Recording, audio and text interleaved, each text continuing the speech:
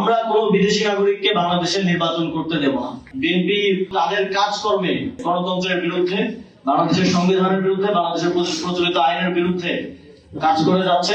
তাদেরকে আজ কোনো ধরনের সুযোগ দিব না।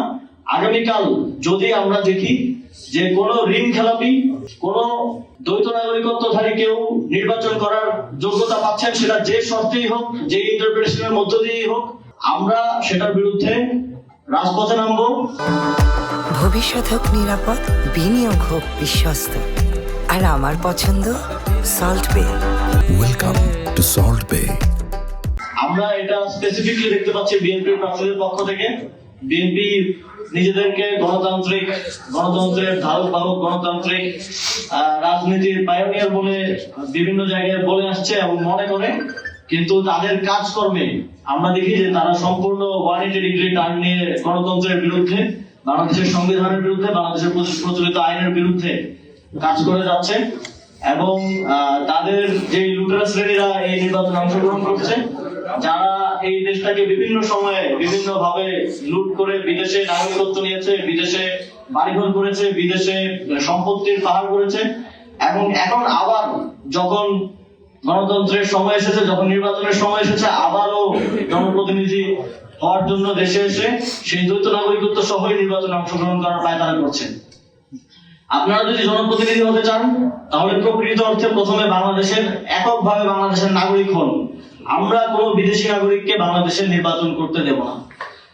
আমরা কোনোভাবেই, যদি নির্বাচন কমিশন এক্ষেত্রে সংবিধান লঙ্ঘন করার কিংবা কোনো ধরনের ইন্টারপ্রিটেশন দেওয়ার কিংবা কোনো ফাঁকফোকরের মধ্য দিয়ে তাদেরকে ইখতিয়ার বহির্ভূত ভাবে তাদের প্রার্থিতা বৈধ করার কোনো চেষ্টা করে, তাহলে আমরা একই সাথে আইনি লড়াই লড়বো এবং একই সাথে রাজপথেও নামবো। আমরা এই নির্বাচন কমিশনকে সর্বোচ্চ সহযোগিতা করে আসছে প্রথম দিন থেকে, এবং আমরা বিভিন্ন জায়গায় তাদের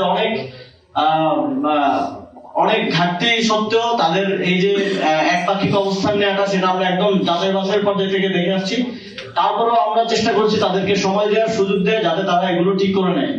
কিন্তু আজকের যে ঘটনাগুলো ঘটেছে এবং আগামীকালকে আবার এফিডেভিটের মাধ্যমে বিদেশি নাগরিকদেরকে বাংলাদেশের নির্বাচন করার সুযোগ দেওয়ার যে কথাগুলো আমরা শুনেছি, তারপরে আমরা তাদেরকে আজ কোনো ধরনের সুযোগ দিব না। আগামীকাল যদি আমরা দেখি যে কোনো ঋণ খেলাপি, কোনো দ্বৈত নাগরিকত্বধারী কেউ নির্বাচন করার যোগ্যতা পাচ্ছেন, সেটা যে শর্তেই হোক, যে ইন্টারপ্রিটেশনের মধ্য দিয়েই হোক, আমরা সেটার বিরুদ্ধে রাজপথে নামবো। আমরা সেটার বিরুদ্ধে আমাদের পরবর্তী আইনি লড়াই চালিয়ে যাব। আমরা কোনোভাবেই এই নির্বাচন কমিশনকে পূর্ববর্তী 3টি নির্বাচন কমিশনের মতো একটা দায় সারা নির্বাচন এবং একপাক্ষিক নির্বাচন, সেটেল নির্বাচন আয়োজন করার সুযোগ দিব না।